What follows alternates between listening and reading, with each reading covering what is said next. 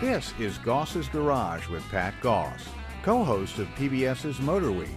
He'll take your calls and comments now at 844-885-4677 or email him at radio@goss-garage.com.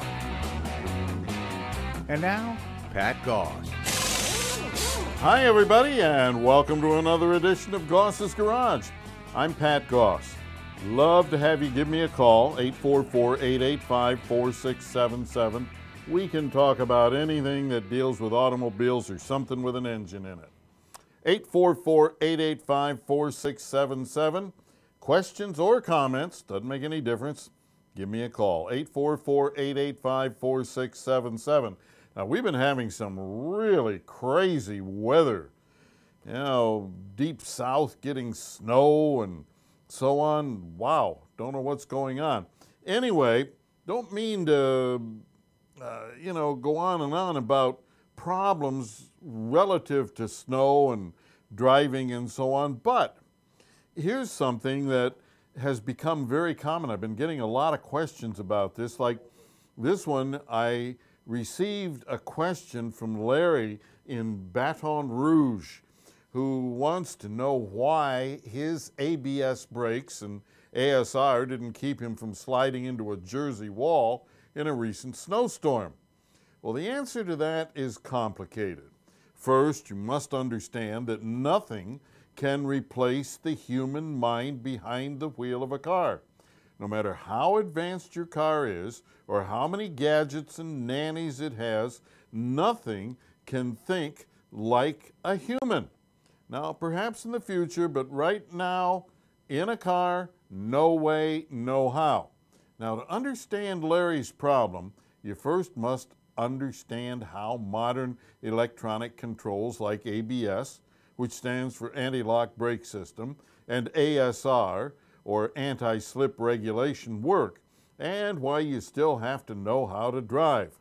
Both ABS and ASR rely on multiple sensors that tell your car's computer information about its wheels and direction of travel. First, ABS looks at the speed of each wheel during braking. If one wheel is turning at a slower or not turning at all, the computer assumes it has lost traction, has locked up, and is sliding rather than creating friction to stop the car. Now, this is a great way to lose control, so the computer releases the brake on the wheel that lost traction. This allows it to regain traction to help stop the car and maintain control. Now, as soon as the wheel has regained traction, the ABS reapplies the brake on that wheel, allowing it to help stop the car. Now, ASR, anti-slip regulation, is similar, but looks at a lot more things, including if the car is traveling in the direction the steering wheel is telling it to go, or is it out of control and sliding. If the various ASR sensor signals don't match, the computer assumes the car is out of control and applies the brakes to one or more wheels and releases the brakes on other wheels to get the car back on course. By applying or releasing a brake, the computer can alter the direction of travel. All of this is amazing, but it relies on some basics to work. Namely, and this is important, that the car's tires are on a surface where they can, if properly controlled, have traction or grip on the road surface. Now think about this. If all four wheels are not turning, you're standing still, right? No wheels turning means you're stopped and the car isn't moving. After all, you wouldn't want your brake pedal pulsing from ABS while you're sitting at a traffic light. So all the brake-related control systems are turned off. In Larry's case, he found himself on a completely snow and ice-covered road because he wasn't smart enough to heed weather and traffic warnings. Because all four of Larry's tires were on a slippery surface when he applied his brakes, all four wheels locked up and all four wheels stopped turning. Now, these safety systems are amazing, but with all four wheels not turning because of ice and snow, the safety systems thought the car was standing still, perhaps at a red light or stop sign, and they all shut down. Without his electronic nannies to help him, poor Larry had no clue what to do or how to control his car and took a wild ride into a Jersey wall at 20 or so miles per hour. Lots of damage and a broken arm, simply because he did not know how to drive without the help of electronic nannies.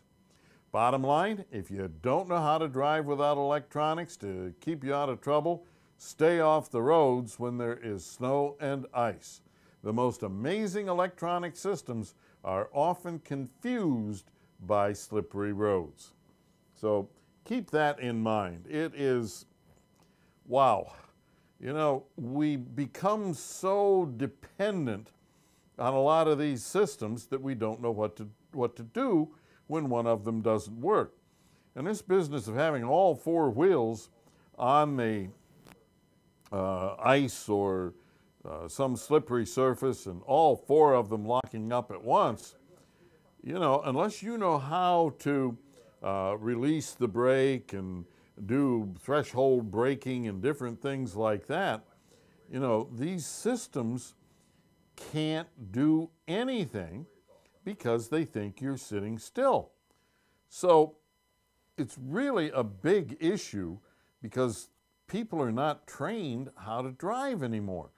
Younger folks who take driving courses and so on, I talk to them and they say, well, my instructor said that you rely on the ABS and you rely on this anti-slip stuff and all of that. So all I have to do is get in the car and no matter what, I step on the brakes.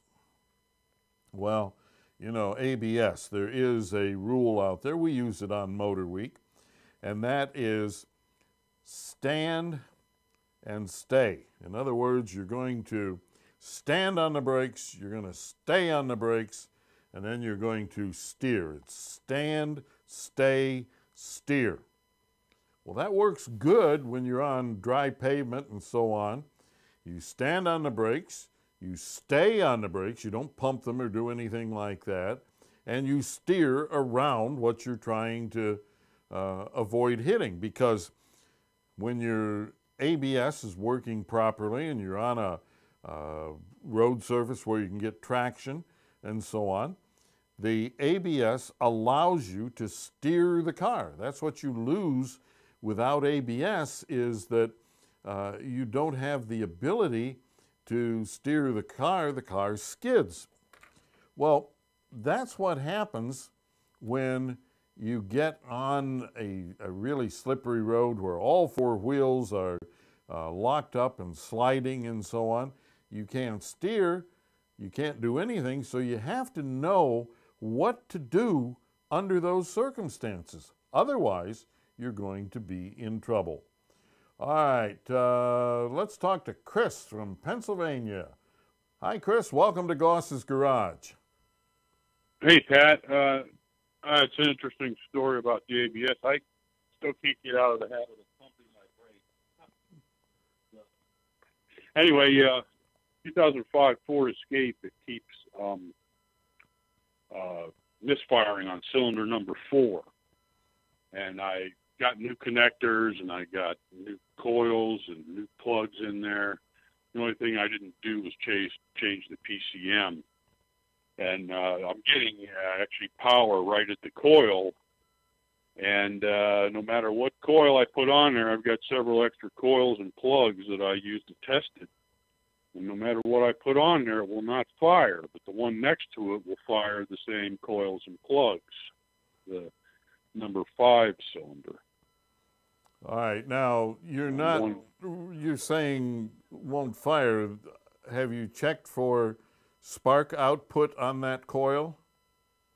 Yes, I checked it with a multimeter. I'm getting around 16 volts on both of them, and it'll on the green wire, the red and the green wire. I'm talking about at the end of the coil where it attaches to the spark plug. How many thousand volts? Well, I actually have. They call that the secondary circuit. Yeah. I haven't actually checked that yet. All right. Now, how would I? Well, you take a spark tester. You take the coil off of the plug, and plug a spark tester in it, which is just a gap with a lead that you connect to ground, and you adjust the gap so that it reads 40,000 or 20,000 or whatever is appropriate for the vehicle, usually a minimum of 20,000 volts, and you crank it over and see if it'll bridge that gap. If it does, then you know that the ignition system is working. Right. Well, that's the problem. When I tested it with a plug, is that good enough or not? Because, I mean, it's not getting any spark at all. No spark at all.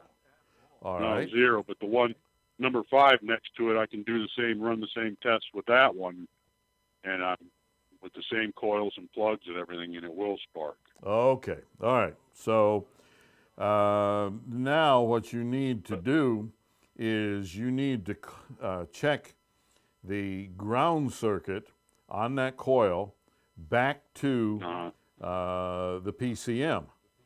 Now, the way that system works is that the power is made available, but the switching is actually on the ground side. So they turn the ground on and off. And, and I got that measurement when I stuck the probes in the back of the connector. That green wire was fluctuating. It would read like 14, 15, 16 volts, and then it would drop way down, and then it would come back up. And that's what I can't get. It seems like it's working like it's supposed to, and the red wire is hot all the time, and but it just won't come out the front. It's weird. Well, I just can't figure it out. Yeah. Well, the first thing is you disconnect the connector over at the PCM, and you ohm the resistance in that green wire from the coil connector over to the connector at the PCM. And it should be absolute zero. Zero. Yeah. For that green wire. Can't have any resistance. Those wires could be maybe crossed in there. Is it, if it's getting too much power in that green wire, will it stop it from firing? Well, there is no power in that. That's a ground wire. Oh. So what we're checking is resistance to make sure that there isn't any opening, any crack or anything in that wire that's causing resistance so that the proper amount of electrical energy can't flow through it. Yeah. So now, if that wire has zero resistance from one end to the other end, and there may be a connector someplace in the middle of it or something like that that's corroded or something, and you may have high resistance. If the resistance is zero, now the switching to actually connect it to ground is inside the PCM, so you would want to test the PCM. Oh, I suspect the PCM might be bad. That's what I'm thinking. I was trying to avoid that because you got to take them in, right? Can I take the PCM and the PEN just by themselves without the vehicle and have them reflash and set up? Yeah, I don't know individually car for car which ones you know, have to be reflashed and so on, which ones don't. We have a big book that tells us about that. The key's got the chip, so I know it's got to be married up with the, if there's a new PCM used, I know it's got to be somehow married up, right? Well, not necessarily. If you have a transferable chip, then in many cases, it's just a matter of plugging it in to the new PCM. But like I say, I don't know that on each individual car. So the power that's going through the green wire, is that coming from the red wire? Is it looping back? Yeah, well, it's going. There isn't anything flowing through anything until you have ground. Until the computer closes the ground, then there is no current flow. Period, dot. You have the potential there. You have battery voltage on the other wire, and that's going to flow through the windings in the coil and then through the green wire to ground. But if there's no ground, there's no current flow at all. So if I'm getting measurement of voltage in the green wire at any point along that green wire, does that tell me anything? Well, it tells you it's not going to ground. Oh, okay. All right. You know, if you unplugged it from ground, or unplugged it from the PCM and left it connected to the coil, you should see some kind of voltage. The voltage will be reduced because of the losses through the windings of the coil, but you would see some kind of voltage at the other end of that wire because it's not going to ground. So I could possibly take the lead from my multi-tester and push it in where it goes into the PCM, and that could possibly ground it? Well, it would permanently ground it, and that wouldn't really do anything. The only way then you could make the coil fire is to ground it and then pull the ground away from it, because the coil fires when the ground circuit is broken, not when it's established. See, while it's grounded, current is building up inside. There's a magnetic field building up inside the coil. When you take that ground away, then the magnetic field collapses, and there are two sets of windings inside the coil, and that magnetic field collapses from the outside to the inside. The inside has tens of thousands of windings of wire. The outside has maybe a couple hundred, and it magnifies the voltage by the ratio of the outer windings to the inner windings, and that's how you get the 20,000 volts out of 12 volts. So the PCM shuts the ground on and off. Right. Yeah, and it's told to do by the position, crank position sensor. Is that one of the things? Yeah, well, the crank position sensor tells the computer, it gives it a signal, and then the computer's programming takes it from there and turns things on and off and so on. That's all built into the computer. Okay, thanks, Pat. I'll trace that wire back and look closely where it hooks up to the PCM and see if it's broken or something. Yeah, and sometimes all that's needed here, we find a lot of cars where the connector going into the computer is corroded or something like that. We find any number of them that we just unplug it, plug it back in, it works. Oh, well, I did that already. What about dielectric grease? Will that do anything? Well, sometimes, yeah, if it's a corrosion issue, but typically just unplugging it will at least temporarily make it work if it's a corrosion issue. You also have to right, make sure that that wire isn't pushed back in the connector.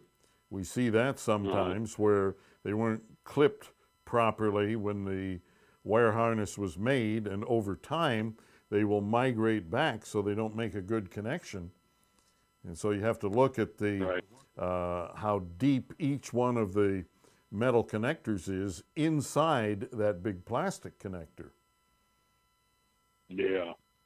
Well, I kind of like the coil on plug idea, but I don't like the wiring harness that goes with it. I think there's a lot of cars that are having that problem, aren't there? Well, we find we don't find a whole lot of computers. Mostly computers, when we find a bad one, it's because somebody used jumper cables on the car or something like that. Right. And it's been damaged. For the most part, what we find are corroded connectors and or bad coils. I mean, the coils, older Fords had a huge problem with defective coils. Nissan had a big problem with them, and so on. You know, as far as wiring, actual wiring and stuff, not a whole lot. Computers, not all that much. Okay, great. All right, thank you, Pat. Okay, Chris, take care. All right, folks, we are going to take a break. We'll be right back here on Goss's Garage, 844-885-4677. Give me a call. Stay tuned. Pat will take your calls next at 844-885-4677. Goss's Garage continues in a moment. Folks, I'd like to take a moment to tell you about a car dealer that's near and dear to my heart. It's Mercedes-Benz of Annapolis. I've bought over 20 cars from them, but above and beyond that, there is one very special salesman that I always deal with. His name is Wayne Discus, and I would highly suggest you contact him if you're looking for a new Mercedes or used car.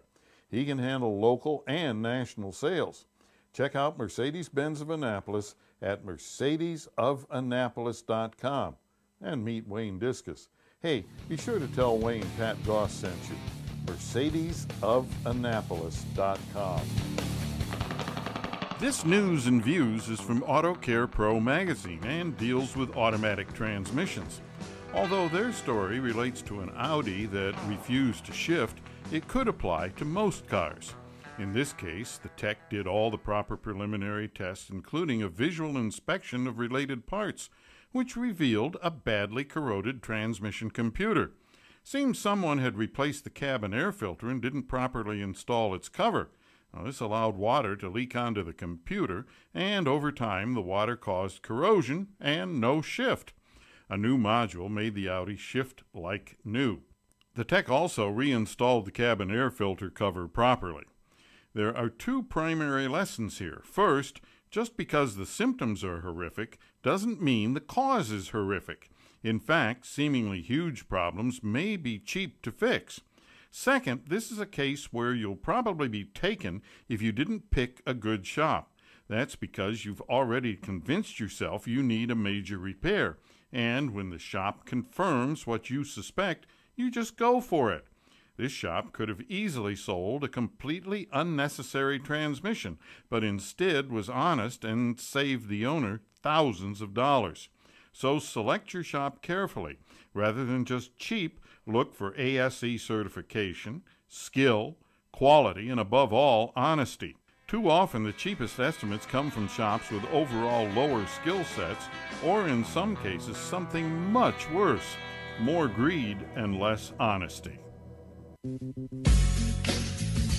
This is Goss's Garage with Pat Goss. Call the show now at 844-885-4677. All right, for those of you enjoying Goss's Garage on TuneIn.com, please note our new show time every Saturday morning at 9 a.m. 844-885-4677. Remember, you can call that 24/7. Leave a message. We'll get back to you. We'll call you to put you on the air to answer your question or however you would like to do it. But That number is available 24/7, 844-885-4677. Now, Chris in Pennsylvania, we're talking about the Ford Escape and the cylinder not firing and so on. Couple things, Chris, if you're still listening, make sure that you check the case ground on the computer. Now, a lot of people would say, well, it couldn't be that because the other cylinders are firing. Hogwash. There are variables in each one of those coil circuits. And suppose we have a slightly bad case ground. Not shot, but slightly bad. So the case of the computer isn't grounded to the chassis of the car properly. And let's suppose on the coil that isn't working that we have slightly high resistance someplace in the wiring. What do we have? Well, we have a situation then where the two combine, so slightly in the wiring and slightly on the case ground means no fire for that particular cylinder. Why do the others work? Because they don't have the slight problem in the wiring. So you can't generalize on these things because it just doesn't work. All right, here's something you may want to be or you should be aware of, and it is low speed pre-ignition. Low speed pre-ignition. Now, low speed pre-ignition is something that is new. It's brand new. And it has come on since the advent of direct fuel injection. Now, that, direct fuel injection has a lot of advantages. More power from a smaller engine, better fuel economy, smoother idle. Disadvantages, some of them are pretty noisy. They almost sound like a diesel, and that comes from the high pressure pump under the hood. Now, this only applies typically to turbocharged direct injection engines. Well, the symptoms of pre-ignition, low-speed pre-ignition, poor engine performance at low engine speeds, plus a P0300 random misfire code.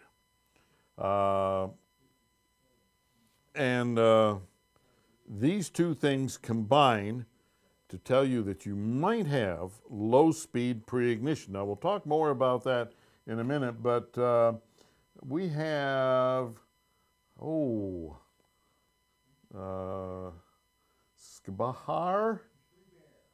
Shri Bear from India on the line. Hello, sir.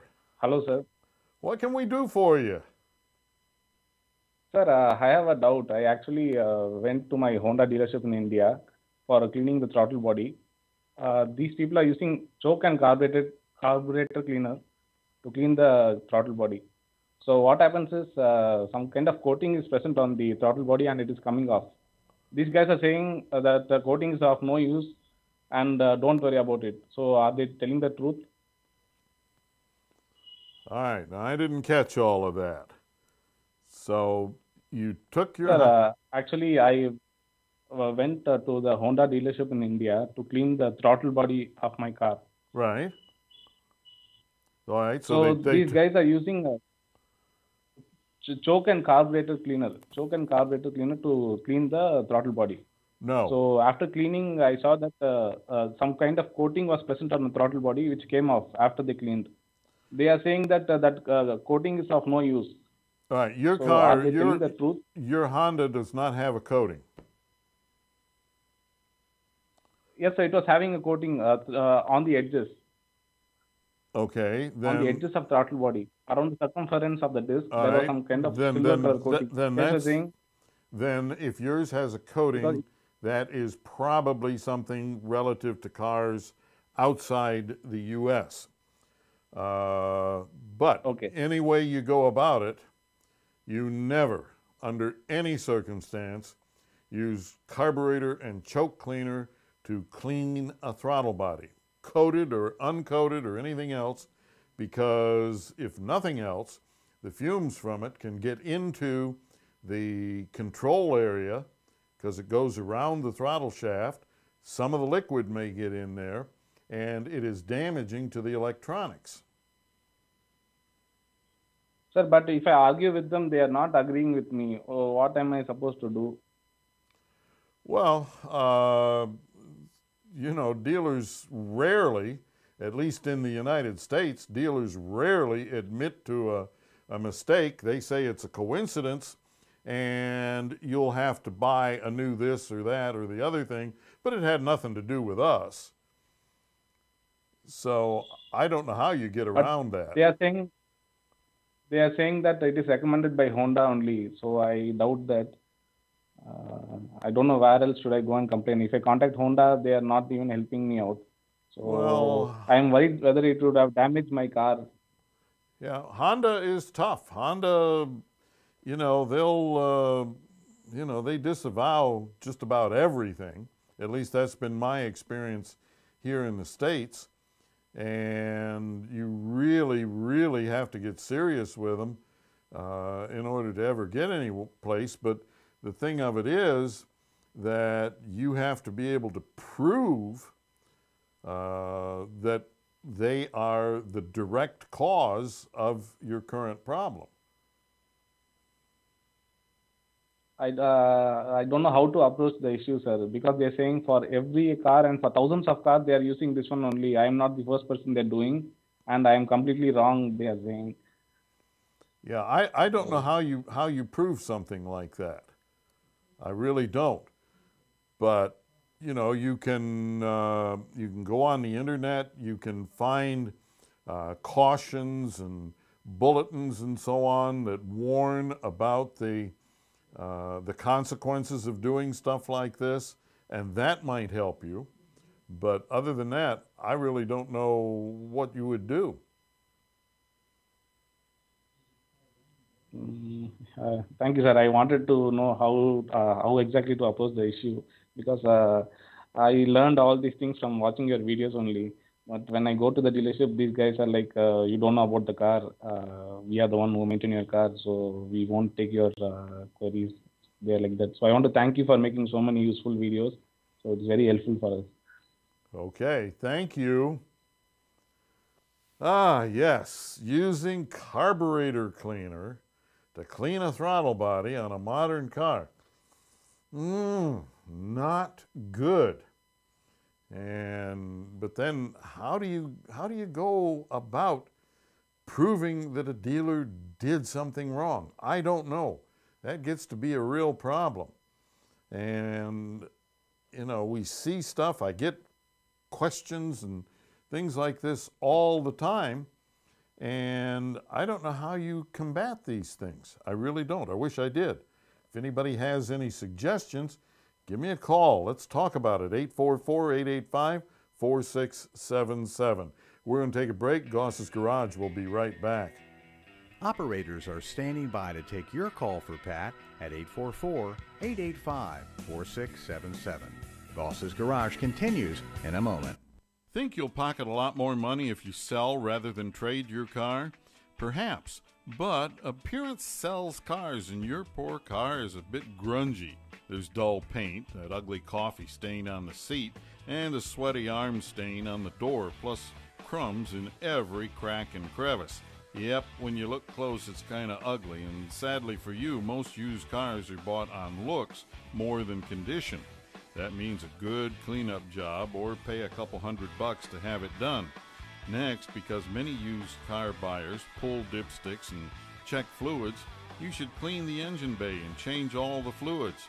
Buyers usually don't know what's good or bad, but someone on the internet says smart shoppers pull dipsticks, so buyers pull dipsticks, which often leads to questions about service and possible problems. Also, if the tires show any wear, buyers may assume there are worn front end parts. Don't forget the high cost of ads so people know it's for sale, and the questions. Is there a warranty? Will you take a trade? Is it inspected? Will you take a check? Can I give you $100 down and $100 a week? And so on. Now, a biggie. You might actually be risking your life, too. Where do you safely show a car so you don't have strangers eyeballing you and your home or trying to steal the car? When you look at the aggravation, work, expense, and dangers of selling a car, trading often looks really good. I get lots of air filter questions, and one of the most common deals with why air filters need to be replaced so often. Well, actually, they usually don't, yet many drivers wind up buying a new air filter at every oil change, which is utterly ridiculous. Drivers say techs tell them if they don't buy a new air filter, they'll waste a lot of gas. Maybe that statement comes from ignorance or maybe dishonesty, but either way, you lose. Decades ago, dirty air filters did waste gas, but today, not so much. Cars now use a sensor to measure the air coming through the air filter, and computers to mix exactly the right amount of gas to match that air.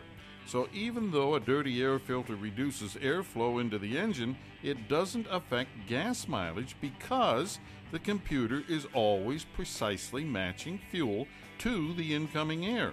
In other words, a dirty filter means less air, and less air means less gas, so there's never an imbalance between air and fuel.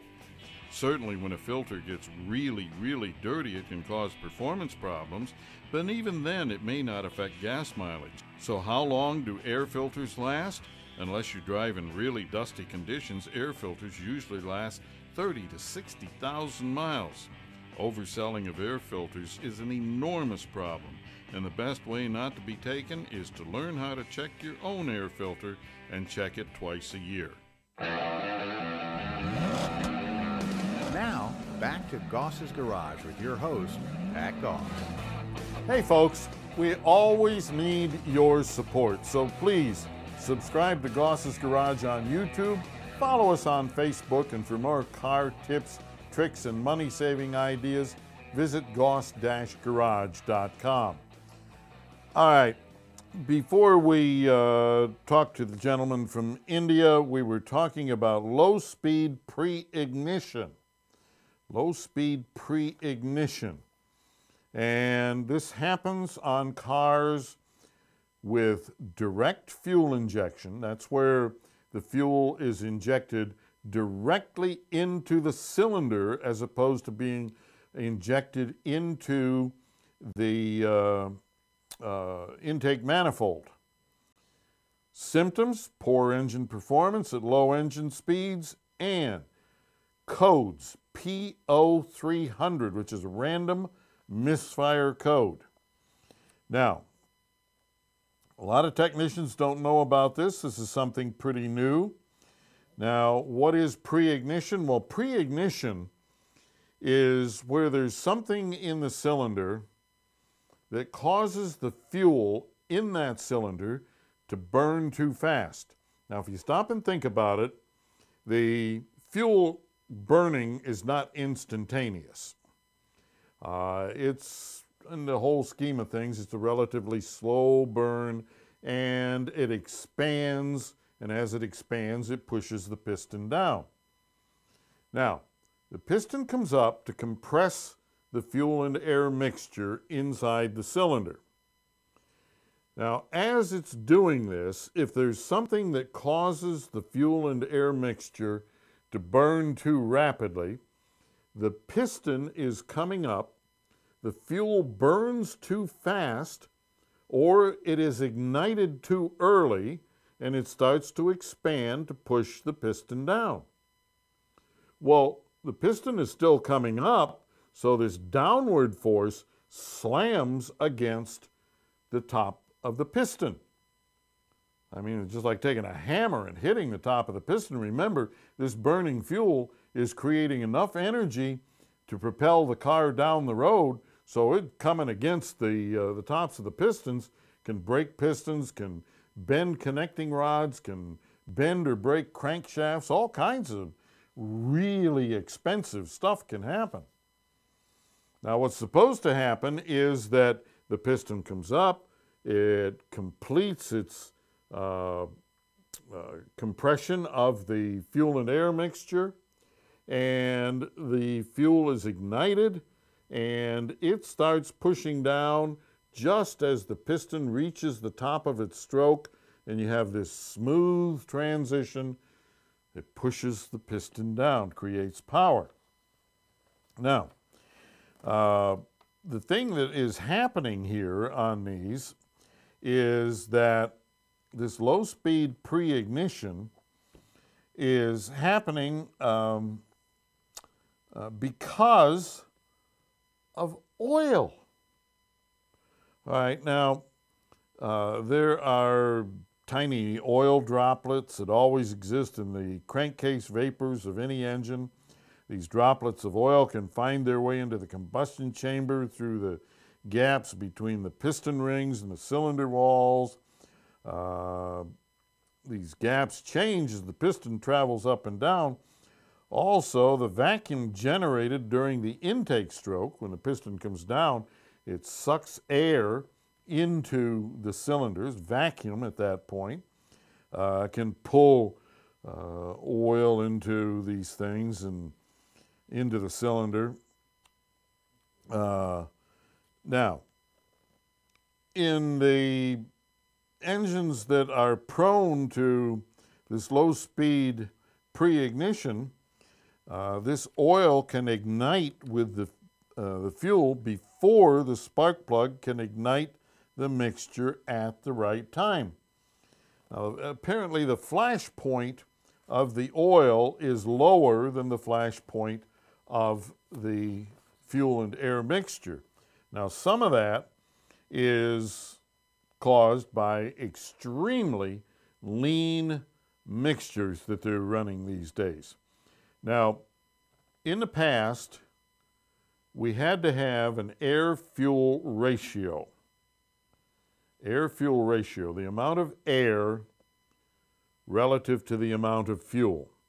And that ratio was a minimum of 14.7 to 1.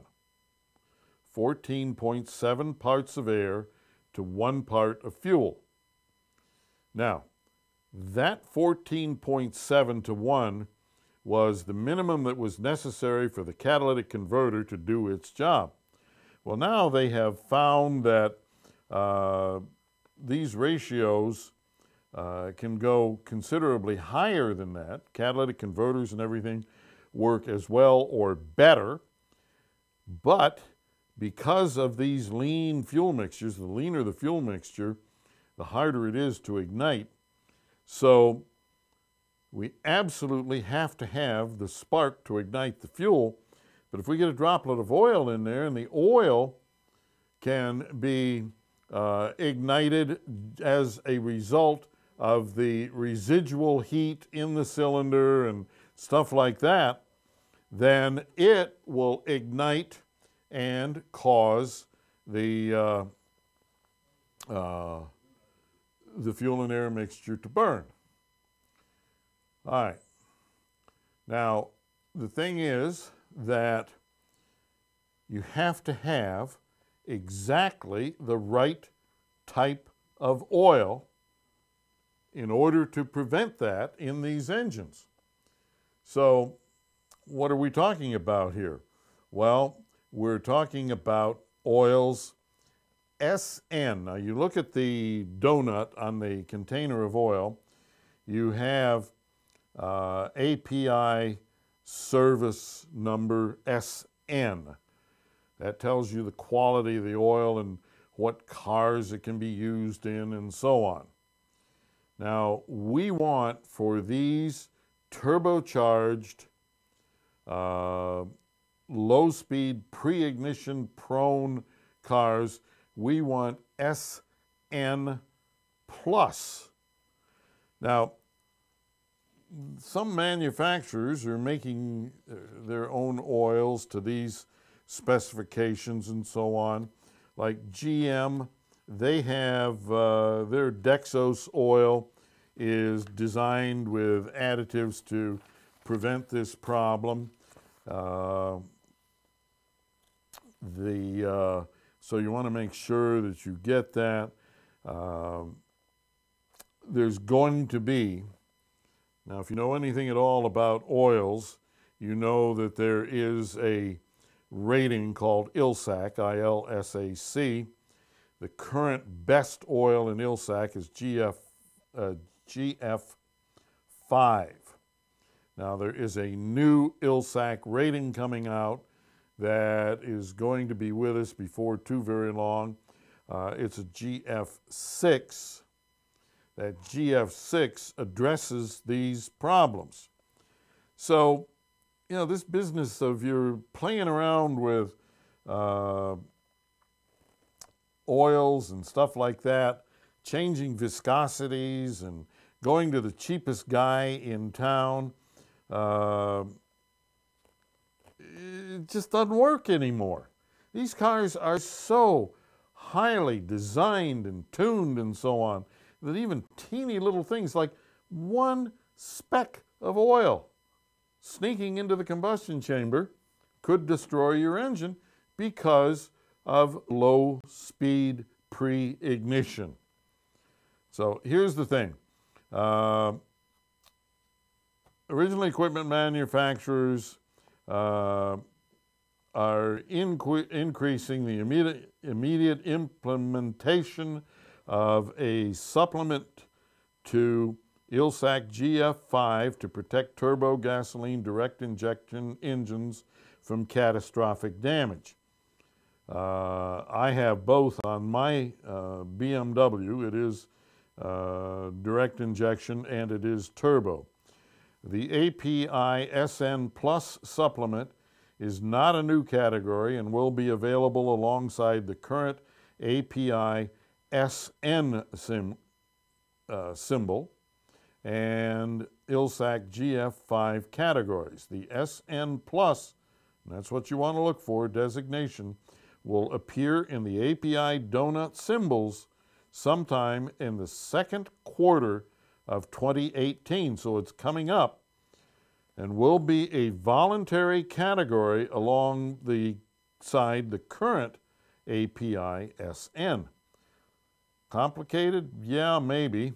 Many OEMs like General Motors have tackled the issue by specifying its proprietary GM Dexos 1 Generation 2 specification. In the future, the GF6 standard will also address the LSPI, low speed pre-ignition problem. And there are also issues with timing chain wear on some engines that these new oils will address as well. So, hey, we need to take a break. We'll be right back here on Goss's Garage. Stay tuned. Pat will take your calls next at 844-885-4677. That's 844-885-GOSS. Goss's Garage continues in a moment.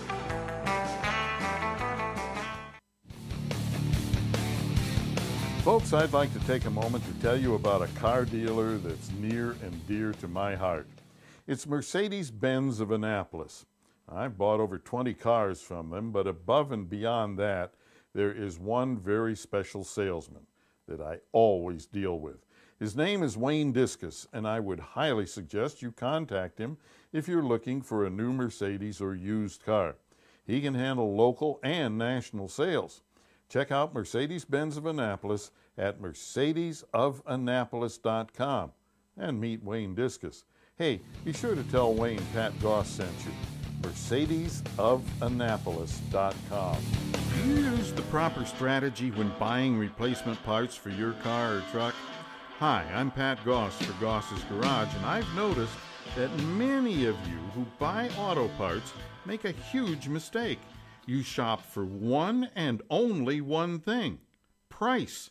Now, naturally, price is important, but quality is more important. When you buy the cheapest part in town, you may sacrifice quality, and less quality often means shorter life and less reliability.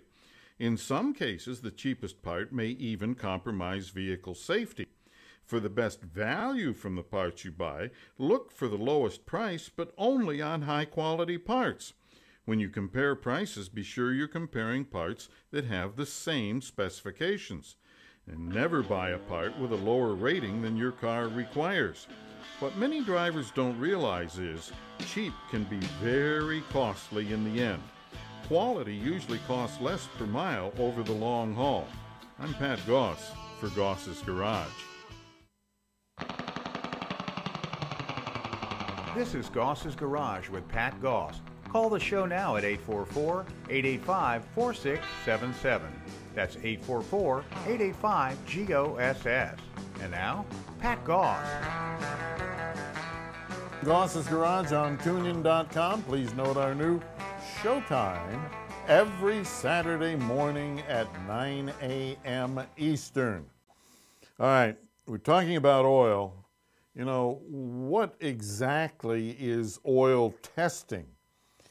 You know, it seems that every man probably on the planet is somehow an oil expert. Because you go out any place, you get a bunch of men together, and invariably it'll come around, the conversation will come around to cars, and when it comes around to cars, somebody will bring up the subject of oil, and they'll talk about, oh, these oils, you know, today they're using this thin 5W20 and 0W20, and then the expert speaks up. You know, the oil engineer, the chemist. Right. Never been in a laboratory in his life, but he's an expert on oil. Well, my uncle always used 15W50 in his cars and never had a minute's problem. Now, granted, he didn't keep them that long or put that many miles on them, and he didn't have variable valve timing and hosts of other things like that. You know, he had the old school cars, which were very different and much more forgiving than a lot of this new school stuff. But, you know, because it worked once, that means it works always.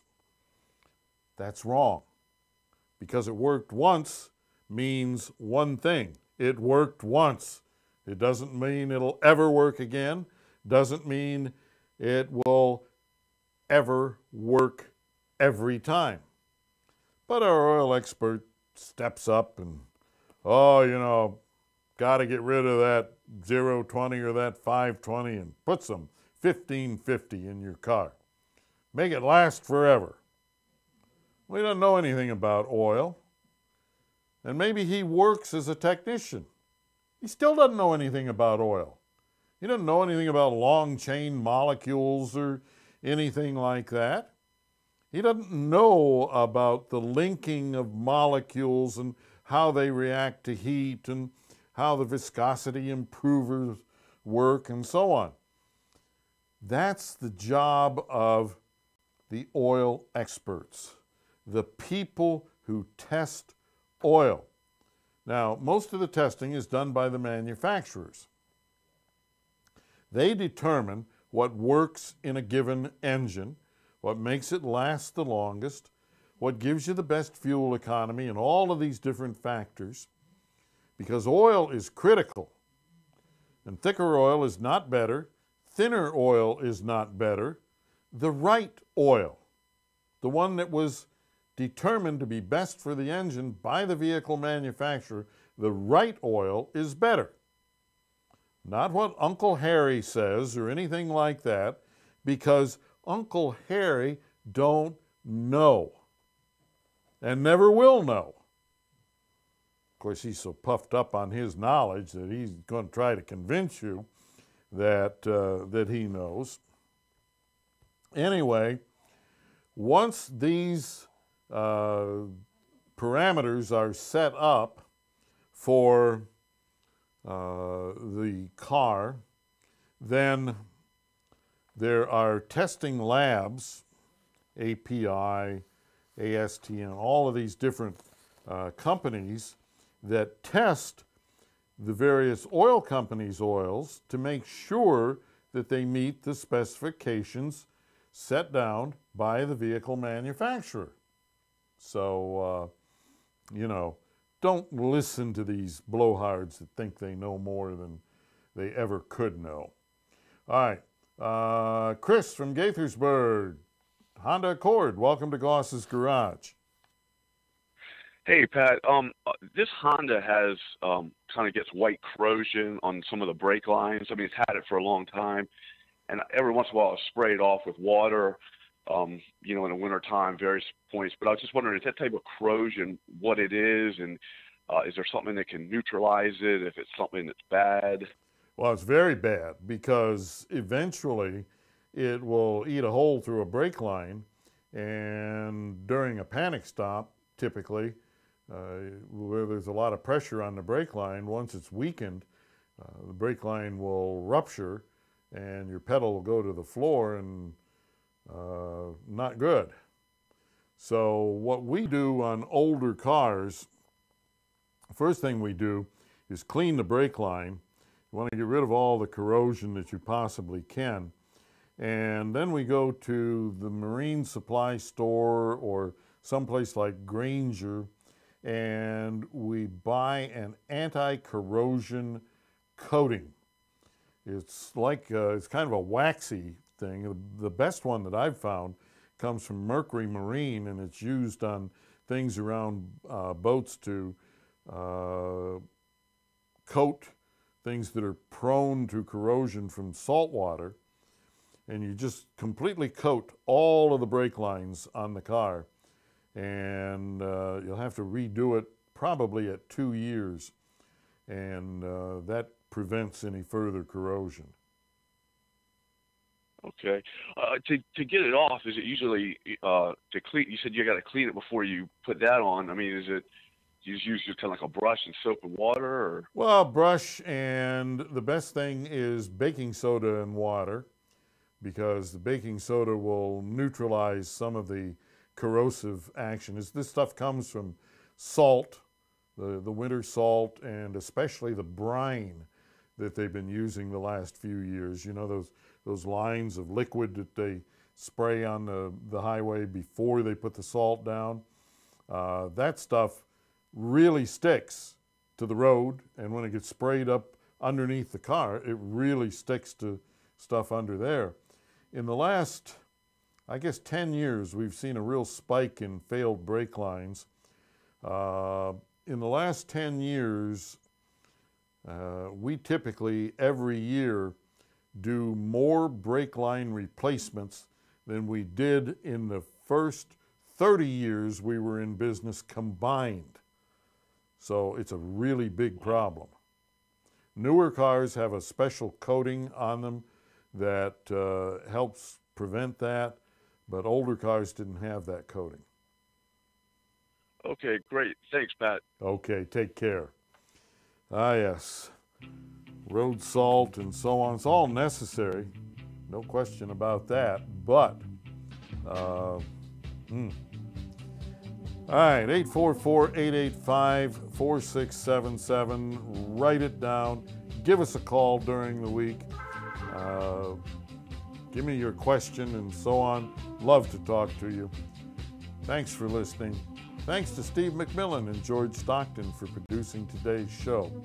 For everyone here at Goss's Garage, I'm Pat Goss. Until next time, everybody, please drive gently. See ya.